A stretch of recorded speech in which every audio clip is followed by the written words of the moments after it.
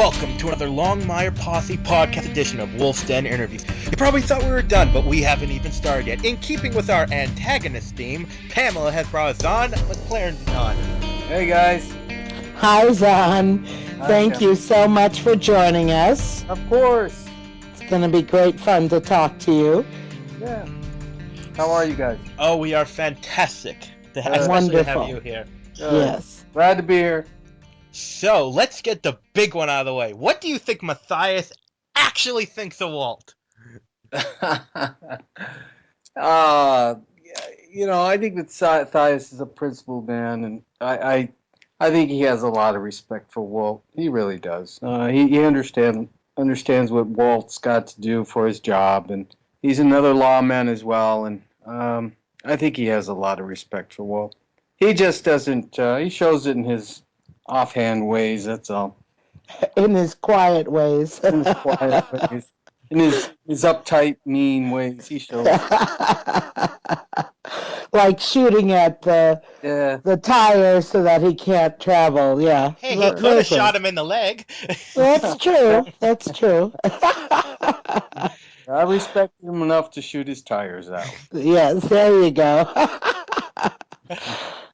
So now, it sounds like you believe that Matthias is a good man, a good cop. Sure he is. I think he is. I think he's got his own issues like everybody. He's a human being. He's a little bit resentful at times, and he's a little uptight. But I think that deep down inside, he's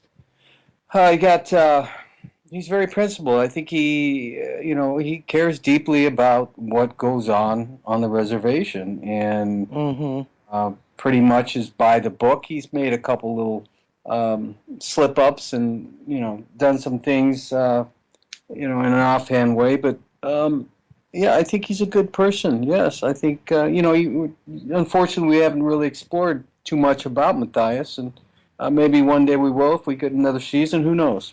But, yes. He's a good person inside, yes, and I have to bring that to the table when I'm doing these scenes, Well, actually, that leads into my next question. We noticed towards the end, Matthias didn't have a lot involved in the event, so does that mean we maybe get... Can you give any hints of what we might expect from him in the next season? Oh, wow, I wish I could give you hints. Listen, you know just as much as I do. You really do. I really love being on the show, and the show is fantastic. The people are wonderful people to work with. Greer and Hunt and are just wonderful people, and I'm glad to be able to be a part of that show. But I don't know. I really don't. They call when they need me, and I look at the script and I do memorize my lines and I show up. But other than that, I don't think anybody on the show is really kept in the loop on what's going to happen. Mm-hmm. Possibly Robert. I don't know. Now, I like it like that, actually. I don't want to know what's going to happen. I didn't know what was going. I don't read these scripts that I'm not in. They don't send them to me. So. Oh, so you watch episodes of scripts you're not in just so you can be enjoying? Nice. I love it. Yeah. So now you're with your own heritage. How does that come into play with approaching the character and the show, or even your own acting? Well, first off, I'm glad they hire natives to do these roles. I'm a Lakota. I'm Sioux Indian. My father was an Irishman. I grew up on and off the reservation up in Montana and in South Dakota, Nebraska. Very familiar with reservation life. My grandparents are dead now, but all my cousins are in Browning, Montana, which is the Blackfeet Reservation. They ended up there back in the 50s. My mom was raised in 48, South Dakota, North Dakota, which is the Standing Rock Reservation. So, I'm very familiar with the going-ons on the reservation. I'm very familiar with the culture and what it's like to be on the reservation. And, that all comes into play when you're doing a character who's a cop on a reservation, Yes, I bet. A lot of personal experiences that I've brought to the show, and there's things that I would like to do with the character, and sometimes you're just not able to do those things because it doesn't fit the story and it doesn't fit the dialogue, you know? Yes. I would like to be a little bit nicer to Walt, but sometimes, and unfortunately, a lot of that stuff doesn't make it to the actual show when that Yes. happens because they shoot so much and they have to cut it down. There has to be a certain tone to each episode. Recently, Lou and I's stuff got chopped out. I think Yes, that was one of my questions too. yeah, it was Oh, it just didn't match the tone of the show and where it was going. That's all, and it that's just part of being in the business. I thought it was still a wonderful episode. Just because I yeah. wasn't in it doesn't mean it wasn't good. It was very good, and I completely understood where Greer and the producers were going with it. And that was such a pivotal scene. I was promoting it all over the place afterwards because I saw it online Mm-hmm. as a little standalone bonus. And Yeah, I'm like, people, you've got to watch this. It's yeah, so important. yeah. So, I mean, yeah, kind of that little character twist there. You know, I kind of helped Lou out. You know, and yes, that goes back to how I feel about Henry and Walt both. He's not a bad guy. You know, he really isn't. He's just he's got a way of thinking, and but I think he when he sees what's right, he does right. You know. mm-hmm. So. Well, that brings me to, and Zach, I didn't mean to step on your toes. Were you through Oh with your yes, questions? let's lead on to your questions and the questions from the posse member. Okay, that brings me to one of my other questions on, and what is behind the animosity that you seemed to have towards Henry? And in the end, as we said in that bonus scene, you gave him the information that changed the world Yeah. for his character.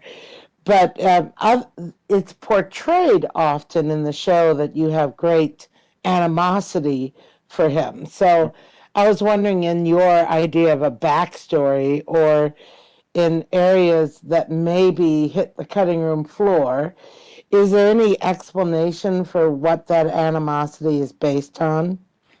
Uh, the term apple, it means red on the outside and white on the inside. I Mm-hmm. I think I experienced that growing up personally when my immediate family, cousins and uncles and aunts were living on the reservation, and when I'd go on the reservation because I lived off of the reservation, Right. where are you from? You know, who are because I'm a mixed breed Lakota. My father is Irish. I experienced that as well, where, to be honest with you, there's a little bit of reverse racism. You know, where are you from? What tribe are you? Why aren't you living here with us? You know, Mm-hmm. and I backstory would be for me would be I think Henry became friends with Walt, and now he owns a bar in the border town of the reservation. And you look at history, and we've got a lot of problems with border towns off the reservations. White Clay, Nebraska, right off Pine Ridge is, Yes. it's horrible what the amount of alcoholism that is going on, and it's only 2 miles off. I think it's 2 miles off of Pine Ridge, where Mm-hmm. people just go across the border and off the reservation they buy alcohol and they stay drunk, and I think that also plays a part in why Matthias is a little uptight towards Henry, and That makes sense. yeah, and Definitely. he owns a bar, and I think in one of those scenes where they dropped an eighth episode, he talks about that, if I remember. Yes. Yeah, about selling alcohol to our To people. our people. Yeah, right. Yes. I remember that line well. Yeah. So I think that's Um, part of it, and I think also Walt.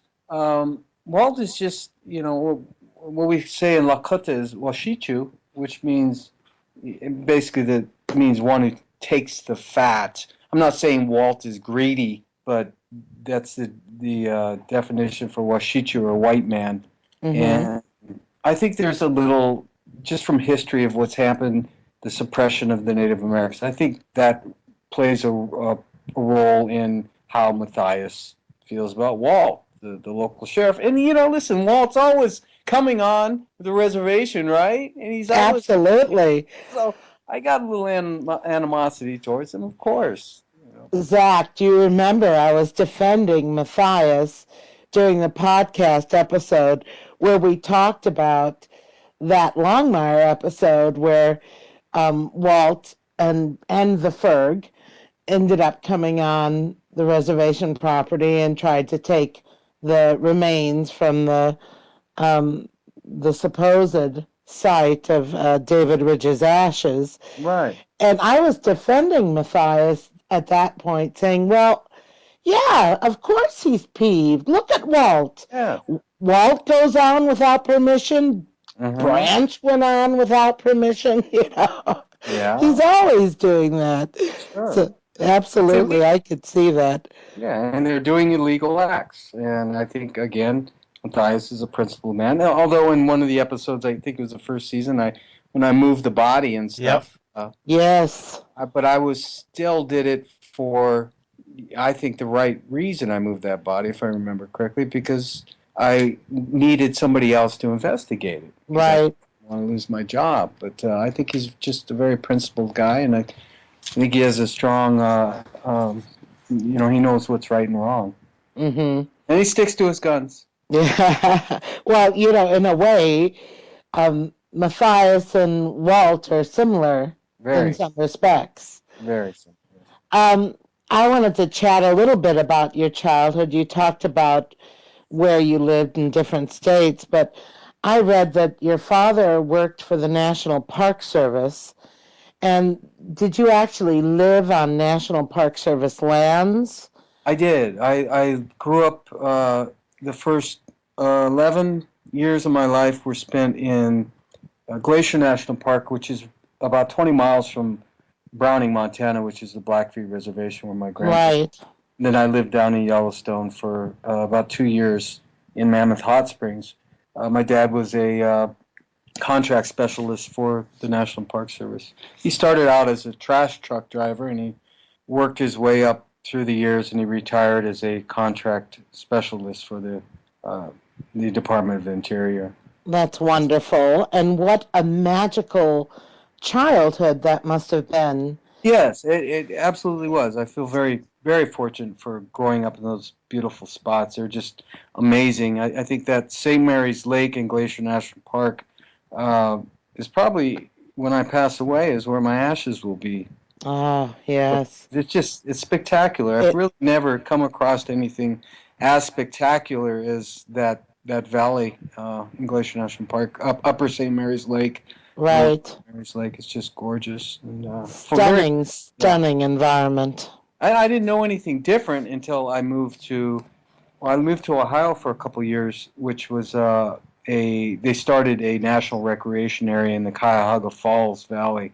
So they put my dad out there to help start the park, but it wasn't the city. It was very, the nearest neighbor was probably a mile away. So it just wasn't the mountains, the Rocky Mountains, but it was very, very beautiful. And then I didn't move to the city till I was really probably 13. Mm-hmm. I moved to 14 years old. I moved to Omaha, Nebraska. And my dad was transferred to the Midwest Regional Office, so I didn't experience the city until about that age. That must have been a real culture shock, I have to imagine. It was. I was very excited, though. I didn't.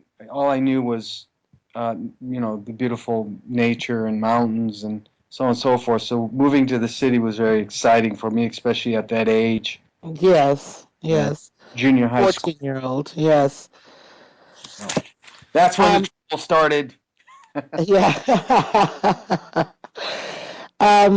You've answered some of my questions. I'm trying to peruse my others. Sure. What do you think Matthias thinks of Malachi? Yes. And I ask this because I noticed in that flashback scene where it showed Walt and Henry going to arrest Malachi, and when Walt makes that obvious, all of Malachi's officers draw their weapons and aim Right. them at Henry and Walt, except Except, for Matthias. yeah, So yeah. what do you think Matthias, what's Matthias's impression of Malachi? Well, I think that I think that he probably was glad that they were arresting Malachi. Mm-hmm. Maybe not for personal reasons, like that he was going to become the chief of police, because obviously he was pretty pissed off at Walt for arresting him. I end up Yes. Walt in the face. Yeah, But that was in the first episode. Yeah. yeah, and I think that again it goes back to Matthias's principles. I think he knows right from wrong, and I think he thought that Malachi was definitely doing the wrong, and he didn't want to be involved. He let it happen, even though Mm-hmm. he couldn't show that to Walt. But and for A's character, A. Martinez's character, there hasn't been a lot of interaction between us, but um, I think Matthias is probably glad that he's a capitalist and that he Mm-hmm. is trying to do good things for the tribe. But I also think, he might be looking out of the corner of his eyes, thinking that he should probably watch himself. And he's weary. Yes. I'm very weary of him, I think. I hope they do maybe expand that relationship a little bit more. Maybe they will if we get picked up again. Who knows? When you I get hope picked up so. again. When? Um, Yes. when we Let's. get picked up again, yes. I got my fingers crossed as much as you guys do. So you don't have any insight No, on that topic, one way or the other. I really don't. And if I did, I wouldn't be able to tell anybody. Yes. Yes. Uh, Um, we have to ask this question, and one of the posse members, Julie Colley Berinsky, also has the same question. What is Matthias's full name? Because all we hear is Matthias, or as IMDb lists the character, Officer Matthias. Does Matthias have a full name? yeah, if you remember in the episode where I'm testifying against uh, uh, Against Henry? Henry, they introduced me. If I remember, I know they did when I was filming, and they might have cut it out, but they introduced me as Matthias Clark. No. Yes. No, I did not hear that at all. So I See, wonder if it did get cut, because I don't recall that at all. yeah, I think they said calling Matthias Clark to the stand, if I remember. Oh, boy. Now, don't they might change that. I don't know if I can't remember if they cut that out or not, but Next season you'll be Matthias White Horse or something like that. yeah, Yeah. I'm kind of glad. I think Clark is a good name because if you've been around natives at all or any reservations, people have common names such as Clark or McClarnon. Yes. Now, do you pronounce that McClarnon or McLaren? Either way. Because I've heard you say it, McLaren. Yeah, my father used to say McLaren, Jerry McLaren or Jerry McClarnon. Either way, I suppose if you're in Ireland at the time, you'd say McLaren. probably. Yeah, Now, have you ever been to Ireland? I haven't. I've traced my Irish heritage back to this is a few years ago. I think it was 1716, where to Northern Ireland, outside of what's the big city in Northern Ireland? Dublin? Dublin, yes, outside of Dublin, to a James, I think it was McClarnon, McClaron. I think it changed over the years. Mm-hmm.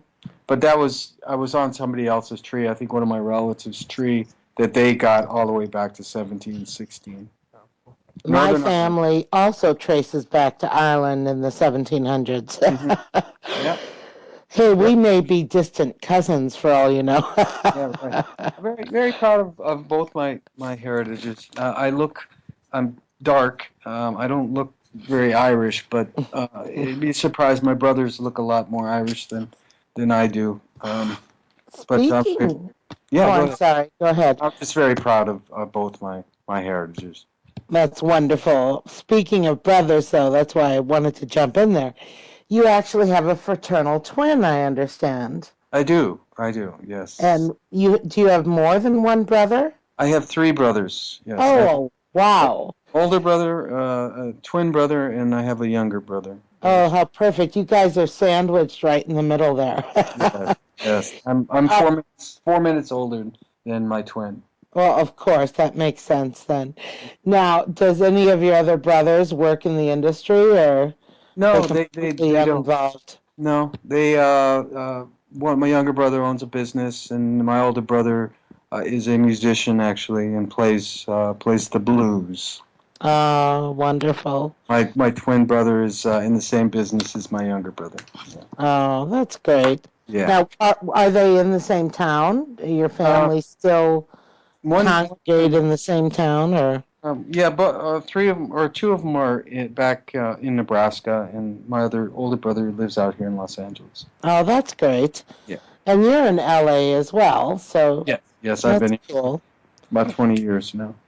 Now, I've got to ask a question about another episode this season, and this kind of dovetails into another Posse member's question Rousseau C. asked about will we see a private, personal side of Matthias's personal life, if you will. Well, there's a scene this in season 3 where Walt knocked on You've been Matthias's door. obsessed with this ever since that I episode. know. Well, I'll explain to Zahn why. Where he knocks on your door late at night, you answer it, and in the background we see a lady's calf a couple of different times. Now, given the propensity of the producers and the writers to plant what I call little seeds hmm in in episodes, could even be first season, and it takes 2 seasons for that seed to develop Right. and grow into something of significance. It's my certainty that that leg is itself of some significance. So I wondered if you knew if there's some inside story to that leg. I hope so. You, you sound like a TV detective. The leg has Yeah. significance to the Yeah. case. No, yeah, I hope so. I hope it turns into something. I'm glad it was a woman's leg rather than a man's leg. Tell him who you thought the leg was at first. Tell him. Oh, well, Who's I have theories that it might Dina. be Dina's leg. who's Dina? Henry's girl. Yeah. Henry's. Dina stole the 40 grand and she's hooked up with you now. I, Hey, that's hopefully one of the producers is listening to the podcast. I think Tamla needs to write some fan fiction. Yeah, there you go. Yeah, they didn't want Matthias to be alone. And yes, I did have a woman in my home. Other than that, that's about as deep as I can go with it, really. Because they've never explored a personal life. No, not Never said yet. whether Matthias is married or has kids. I mean, they've just never touched on it. No, not yet. We're hoping maybe that they do. We'll see what happens. Well, the fans, I have to say, would definitely love that. I think one of the most frequent complaints has been that they don't get enough time with Yeah, Matthias in each episode. right. And so many were disappointed Yeah, that you weren't in the finale. They yeah, were so looking forward to your presence in the season finale. yeah. So I think the fans would agree that that would be a great addition. I noticed that, and some posse members who were at Longmire days actually commented that you're quite the avid biker. So I wondered, what's your ride? I have four motorcycles. They're all Harley Davidsons. Oh, great. Yeah, I got back Saturday last week. It's been a week, and I was on the road for about 30 days on the motorcycle. I went from here to Longmire days, and then over to South Dakota to Pine Ridge to visit some some friends and partake in ceremony, and then I went down to Nebraska to see my mother and spend some time with her, and then I went back up to Sturgis and down through Colorado and down into Santa Fe and saw some more friends and back to Los Angeles. And it was about 30 days on the bike. I think it was close to 6,000 miles. I love to ride. It's my riding. I mean, I ride around town, but I like long distance riding. I like to take off for weeks at a time. Yes. My husband owns a motorcycle. Good. His dream is to have a Harley. Of course, he has a Honda Yeah. 1100 Shadow. Mm-hmm. But boy, that's his big dream too. His preference is the long rides. Yeah. He loves the longer rides. Yeah. I So find it that's very soothing. 30 days is a long time. Yeah, it was a great trip. It was one of the best trips I've ever done. It was fantastic. Oh, wonderful. Yeah, just beautiful. We had perfect weather. I went with a buddy. We had perfect weather the whole time. We hit barely any rain at all. It's just a beautiful ride. I find it very relaxing to ride, very, meditative. I was going to say peaceful. It's Yeah, it's very peaceful. really very peaceful. Yes, and it's the great way to see the country. You know, you don't have any. You're not enclosed. You get the smells and the wind, and all your senses are touched, and it's a beautiful way to travel. Definitely. Mhm. So I wondered too, as do some posse members. Mhm. Hillary asked, "How did you get the role of Matthias? Can you explain how that audition process went?" Yeah, they call your agent, and noticed the breakdown they're called, and I thought that I was right for the part. I think Adam Beach contacted me. Adam's a native actor. I think Adam called me, And a posse member, by the way. is he? Yeah, he's active on the Longmire posse side. Awesome, man. I wish he would do the show. I know he's busy up in Canada doing his own show, but yeah, I think Adam contacted me and said, "Hey, Zahn, you should go in for this." And anyway, my agent called, and they send you the material, and you go in and you meet the producers and you read for them. And at first, what I heard was they weren't interested at first, and so I was in New York doing another TV show called Ringer that I was on for a year, and they called and said they changed their mind, and I was very happy to get the role. I think, and then when I met the cast, Robert, I was just because I had read a few of the books already. Mm-hmm. And Robert, it was like, oh, okay, yeah, that's Walt, all right.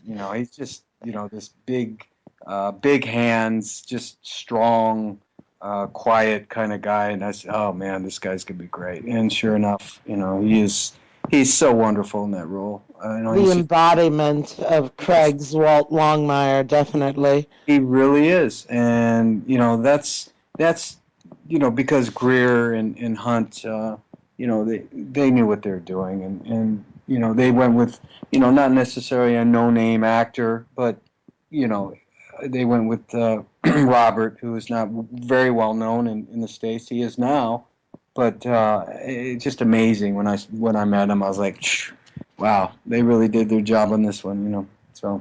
Yeah, definitely well cast. But I think so are you. Oh, thank you. I think you're just perfect for the role of Matthias, and you carry it so well. Oh, The thanks. authority that the character Yeah. has, it just is a natural. It just seems very natural.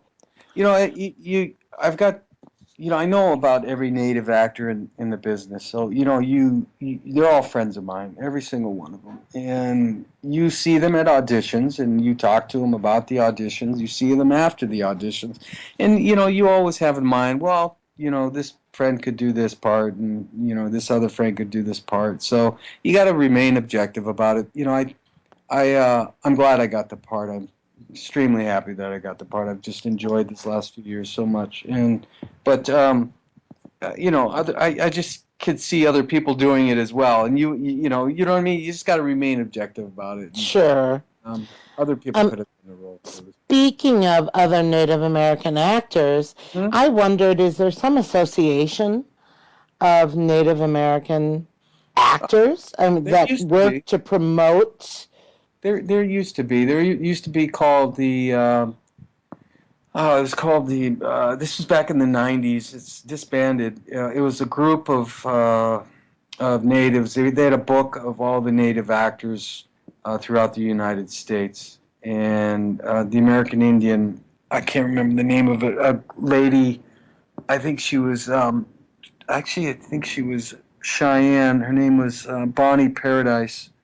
Ran it, and there is no more. They don't. We don't have that anymore. It's just there's a breakdown released by the casting people, and it goes out to all the agents. And if the agents represent native talent, they're all called in. There Mhm. are specific casting directors who specialize in casting native films, and Renee Haynes is probably the number one native casting. A lot of casting people will go to Renee and ask for the list of native actors. Okay. She was part of Dances with Wolves. She casted a mini series called Into the West that I was in. She cast Yes. Crazy Wonderful, by the Horse. way. That Yeah, was wonderful. thank you, Crazy Horse. She cast a lot of the native films, and so she has quite the extensive list of native actors here in the U.S. and in Canada.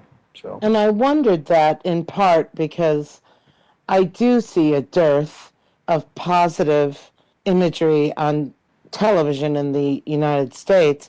And I think Longmire and then Red Road, which you were also in, hmm was one of the few shows of recent memory that even have any Native American characters. yeah, And to me, it's unfortunate yeah. that there isn't more of a presence in our entertainment across the board. So that's why I wondered, isn't there some association that Right. is working to improve and to further? Sure. There's we have groups that are part of the Screen Actors Guild that are native committees that are constantly trying to promote Oh, natives in good. film and getting the writers to write more native parts. And we have our activists here in Hollywood, like Sonny Skyhawk, who's constantly pushing the business and trying to get more stuff done for Native Americans. But I think it comes down to just native artists having to do it themselves and write the material and present that material to people here in Hollywood. Now we And talked about. if, Oh, sorry, Pamela.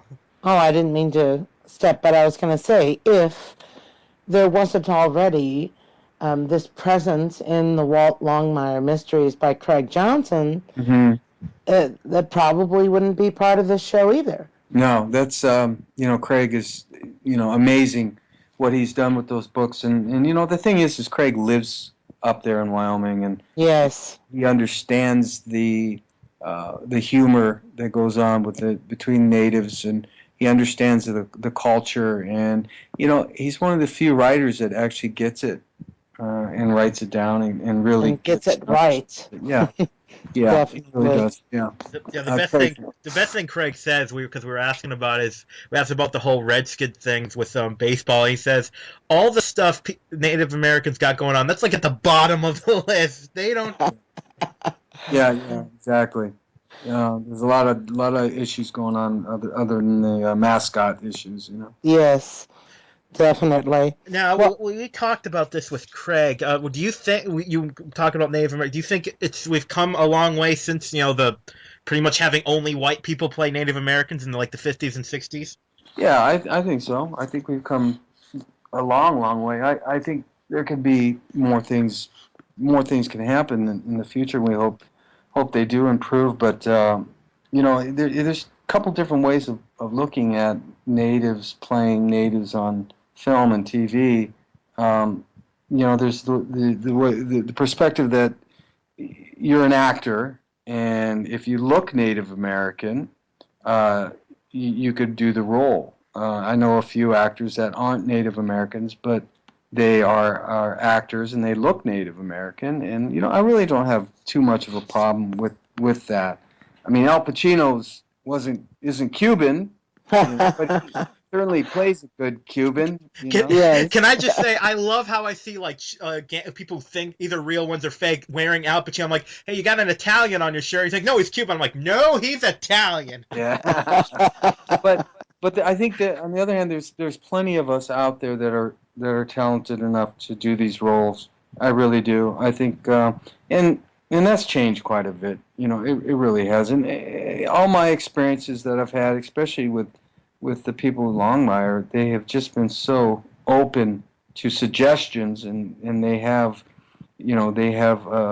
people that come to the set and are steering people in the right direction. And I think that I had one line in Cheyenne this year, and we made sure we got that right. You know what I mean? Hmm. And I think that's extremely important. I love that episode. Yeah, it was a good one. And probably because of the respect and the honor that it gave to the Cheyenne culture. Hmm. That was just wonderful. Yeah. You have been really busy of late. As I look at your IMDb page, you've got projects that are in post production right now. Strike One, Yeah. which is with Danny Trejo, isn't that correct? Yeah. Yeah. And then Mako, I'm not sure how that's pronounced. Miko. Miko, and then in Embryo, which I noticed that A. Martinez is also in. Yes, I play A's son in that film. We play a couple South American drug dealers. I don't have a lot to do in that film, but I have some scenes with A, and we play father and son. Well, that is really cool. You Yeah, I don't know, we're get about the same many age. scenes together in Longmire, but He's now he's, you're in this movie. he's only a couple years older than me, actually. Well, you do look awfully young for your age. I do. I remember being surprised when I saw your birth date on the IMDb page. I'm an So old man, Pamela. you are just a shocker. No. But another one that you've got pending right now or in pre-production that looks fascinating to me, The Red Man's View, a historical drama Hmm. of post-Civil War in Northern California. Is that correct? Yeah. Has Yeah. that already finished filming? No, they haven't started that. That's really pre-production, and Okay. yeah, that's pre. Yes. And probably explains why its release date was 2016. Yeah, exactly. Yeah, I don't Uh, know how that works on IMDb. To be honest with you, people become attached to scripts, and it goes on IMDb. Yeah, so I that's really pre. They asked me last year to be a part of it, and I said sure. I read the script, and it's a good script, and yes, I'd be happy to be a part of it. And a lot of my friends are a part of it as well. So we'll see what happens with it. we need to mention Red Road as well, Hmm. which I was disappointed to see that you were killed off after I four was. episodes. Spoilers, Pamela. Our listeners might not have seen it yet. Oh Oh, my god. Hey, it aired a long time ago. It's spoiler over and done Not with. a long time ago. I alert. saw it a long time Oh well, if ago. Pamela saw it, that's the Yeah. better. Well, that's what's important, right? It must have been 2 months ago when Yeah. that was on, Yeah. correct? Yeah. Yeah, I think so. I think it came out in January or February. A little bit longer than that, I think. See, that's a long time ago. Yes, he got to act with Aquaman. Aquaman confirmed in the last couple days. He Yep. is Aquaman. He's Jay, also Conan and Khal Drogo. I would always ask Jason about it, and he's like, yeah, can't really talk about it, Zahn. Don't know yet. You know what I Oh, mean? they play that very cool, but I think he'll play it off good. And he's talked about Red Road. He said he likes that show because it's his first time he actually get to speak everyone knows him for Game of Thrones, so he actually gets to speak English in a role. Jason's great. Jason's amazing. That guy's going he's already a huge star, but in the next 5 years, that guy's just, he's so big right now. He's an amazing person. Just went and saw his movie, Road Diploma. He directed and starred in, and amazing. It's a biker movie. It's a kind of a road movie, and he did an amazing job. He's Mm. so talented, and he's just an amazing human being. So is his wife, Lisa. She's great. I have not seen that yet, but you make it sound interesting. It is good. Road to Paloma, it's called. I've seen clips. It does look good. Yeah. Of course, I'm into bikes, so I'm Ooh. plus Jason's a good friend of mine, and so I'm a little biased, but I thought, One of the other posse members, I'm kind of moving on to posse sure. questions now, really talked about that pivotal scene that was excised from that episode where you were helping Henry. Mhm. And in the beginning, very reluctantly, and it was pretty funny that at the end, after going through all that, you Mhm. just hand him the name that he needed. Right. Um, were you disappointed that that was excised from the episode? Uh, You said already that you understood, yeah, but yeah. Go ahead. did you know before the episode aired that that wasn't going to make it on? Yeah, Greer Shepard is such a professional, and she's such a wonderful producer. And Greer called me actually when I was in at Longmire days on a Saturday, and she goes on.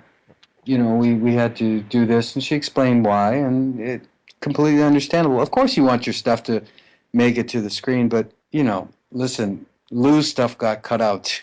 Yes. So Lou Diamond's, he's such a great human being. He's wonderful, and it's like it's just part of the process. It really is. So hmm I wasn't disappointed, and when I saw it, I actually was even relieved even more because it didn't really match the tone of the show. I agree that and I couldn't even see where they could have put it in. Yeah, You yeah, know, it didn't seem like it would have slid in there anyway in right, a cohesive manner. yeah. So I understand what you mean. Now, Nancy Fowler Stricker asks, what is the one thing that led you to take on the role of Matthias, if there was any aspect to it that intrigued you? Probably Rent. Yes, reality. That's why I was thinking when you asked the question. I'm like, it was paid work. Yes, No, yes. listen. The roles, reoccurring roles, or series regular roles, like we were talking about before, for Native Americans don't come along very often. And Yes. yeah, anything that comes up that, especially the people that are producing the show and what they've done with the closer and Murder in the First and the record that they've had with shows, to be a part of it, I was just very fortunate to get hired. Very blessed and fortunate to be Yeah. hired. What a background that crew has Oh of yeah, executive producers. oh yeah, yeah. Great, great, great group of people. Now, Ms. Perfect on Twitter asks, do you think Officer Matthias genuinely likes his job, or is he forced to act that way because he is Native American?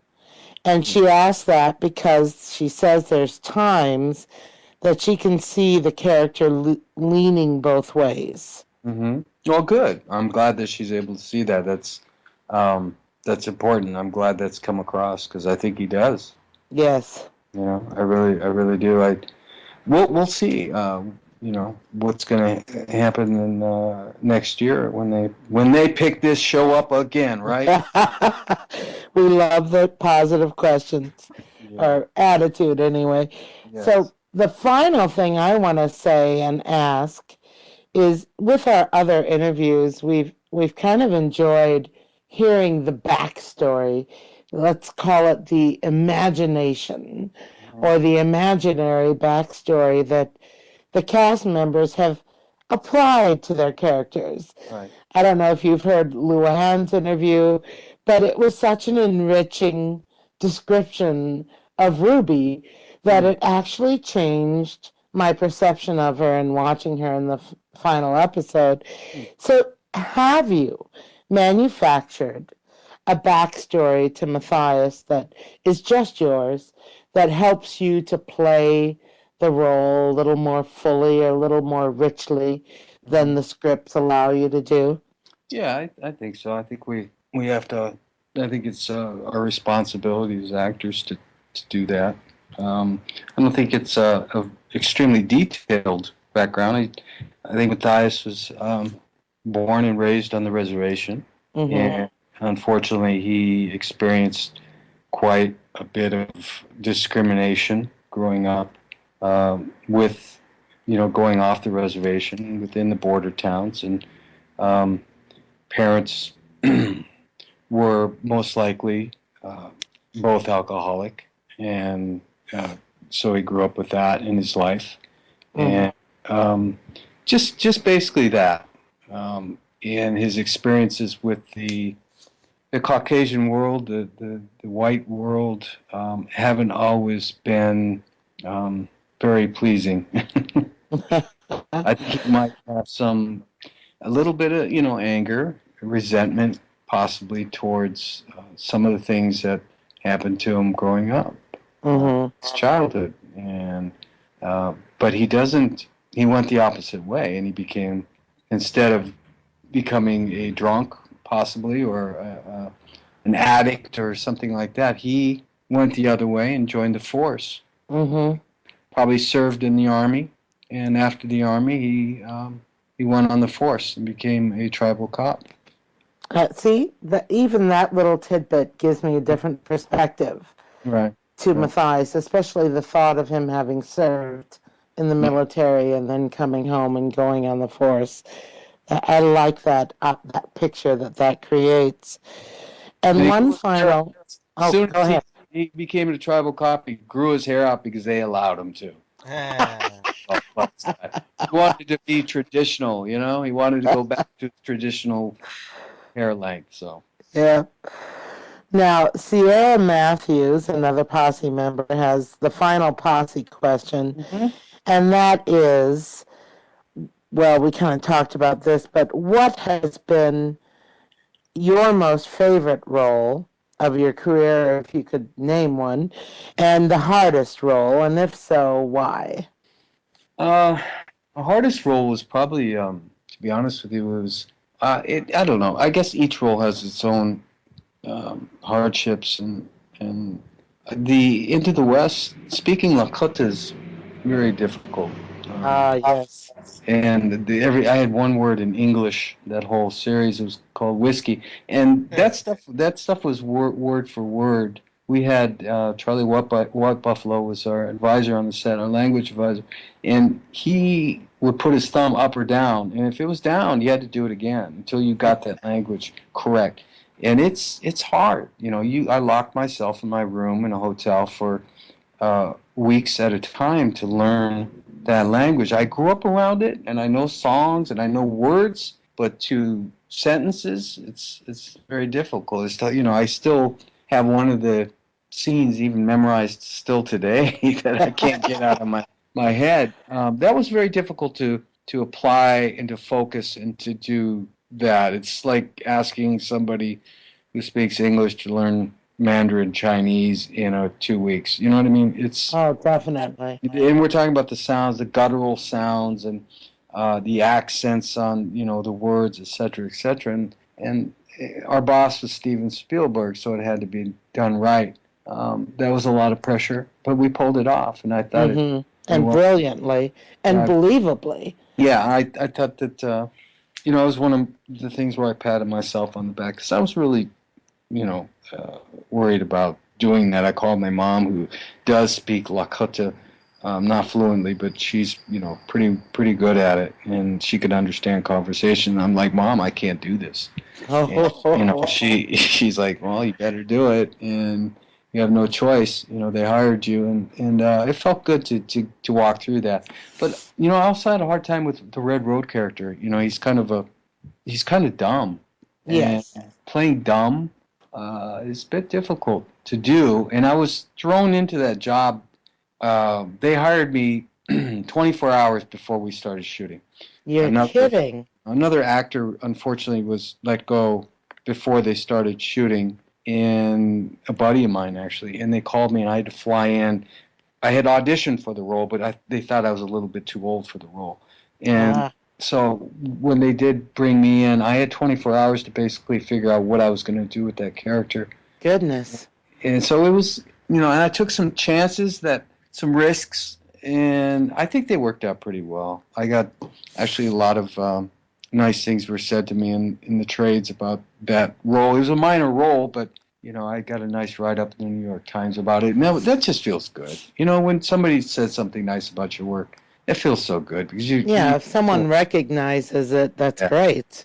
yeah. So you work so hard to do it, and so that was a bit scary for me. And of course, I love doing Matthias. I love work the people, mainly the people I'm around while I'm working on the set. Lou and Robert and Katie and and the producers. They're just so wonderful. The whole crew is so wonderful. They're just great people. David Ridges, my buddy David Midthunder. Mid Thunder, yeah. David's I just love being around David, and I love seeing him and his wife Angelique Midthunder, who was casting for the first year over there, and it's just Hmm. I love Santa Fe, so it's a very enjoyable job.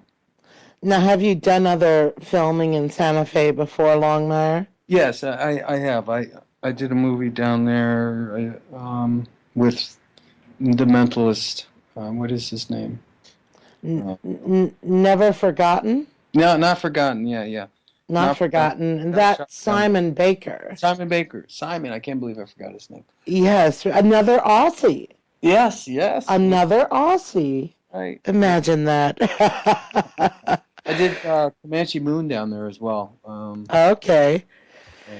Yeah, Not Forgotten. I never saw it, and I love Simon Baker, but that looked like a really violent That was scene between you and he. very, very violent. Yeah, I remember seeing. I think it was Ebert. What are the critics called? Ebert, and Yes, the they two were thumbs up reviewing it. guy. Yeah, they were reviewing it and kind of panned the movie a little bit, but they came to this. They said there's this scene where a young man gets cut up by a bottle, and it just was way over the top and too gruesome. We didn't like. So I said, I did the job. It was a bit over the top, but Simon. I remember hearing you in an interview at the time, and I think, if my memory serves me, you were talking about it being they never could get enough blood when they were filming. Yeah, it was a bloody scene. It lasted for hours, and it was a lot of fake blood. More blood, more blood. Yeah, yeah. I can just see it now. Yeah. Well, that exhausts my questions and those from the posse that I wanted to read. There was a lot of questions, but I didn't want to bore you to tears. No. Not to mention, we're right on cue for Yeah. your exit. Yeah, I got an appointment at 4 o'clock. So Well, Zahn, thank you so much. It was a real pleasure. my Really enjoyed having you as our guest. my pleasure. It was wonderful being on and talking to you guys, and it's really nice meeting you guys as well. Oh, Right. you It too. was great having you on, Zahn. Thank you very much, Zach. And thanks, Pamela, for the support of the show and the Facebook page, and it's just wonderful. You guys, you're just something else. It's unbelievable. The fans are so wonderful for Longmire, and I met so many nice people up at Longmire Days, and let's hope that we keep the show going, and we'll see what happens. It's not I often I get to meet another guy whose name begins with Z, but it's good when I do. Yeah, exactly. But I have to say, we have to have a season 4 Yes. because I plan on being on set next year. All So I'll right. finally get to meet you in person. Right on. This is the first I've heard of this. Hey, it's been my plan every year, but it just hasn't worked out. Hey, I'm the struggling actor. I should be on the set. I hope you do. I hope you do come down. Both of you. I don't know where you guys live, but I don't see why it wouldn't be a problem. That's for sure. I'm sure the we could even get you onto as one of the background or something. I don't know. Maybe it's you audition for it. I don't know, but you guys' support is so much appreciated. I don't see what there'd be a problem. I guess you'd have to talk to one of the producers about it. But Well, if you wanted to give me their phone number, I'd be happy. I'll email Emily. there you go. There you go. Yeah, that'd be wonderful to meet you in face-to-face, Pamela. I Great. plan on it next year, so we'll see you next season. All right. I All appreciate righty. you guys' time. Thank you guys so much. Thank you. You have a great afternoon. Thank you, Pamela. We'll talk to you soon. All righty. Bye-bye. Bye. Well, that went very well. Once again, I'd like to thank Zahn for coming on. That was a really great interview. One of my favorites, really. Definitely. Really enjoyed speaking to him. And he might be getting me on the show, so that's I'm not going on set to be on the show. I am. I'll do it. I don't care. They can shoot me in the first 5 minutes. Like, I can be the body. I can have Ferg stand over me like, I think he was mauled by a polar bear in the desert. It's just so crazy it might be true. There you go, and it might be true. But actually, now we still might be doing some interviews, but they're up in the air. But we definitely, Pamela's working so hard getting us these people. You people better post on the Posse thanking her for it, because it's because of her. Well, I am working for other interviews. I'm hopeful on a couple right now that I think are looking really good, and I'm still trying for others. So wish me luck, folks. I want to bring you everyone related to the show. That's how I look at it. We're gonna by the end of this, we get Man who was in the background in episode 3. That's how thorough this is gonna be. I want to get some behind-the-scenes people as well. We should get Hector. I wonder if we can get that actor. That'd be good. I'm trying for both the cast and some pivotal behind-the-scenes people. So. All right, I think that's it for this interview. Yes. No. Thank you, Zach. Thank you, Pamela. So, Posse members, let's ride. If you would like to donate to help pay for this and other Southgate Media Group podcasts, simply go to our website, southgatemediagroup.com, and click on the donate button. It can be as little as $1 or, well, as much as you want. Help keep this fun going by supporting this and our other shows.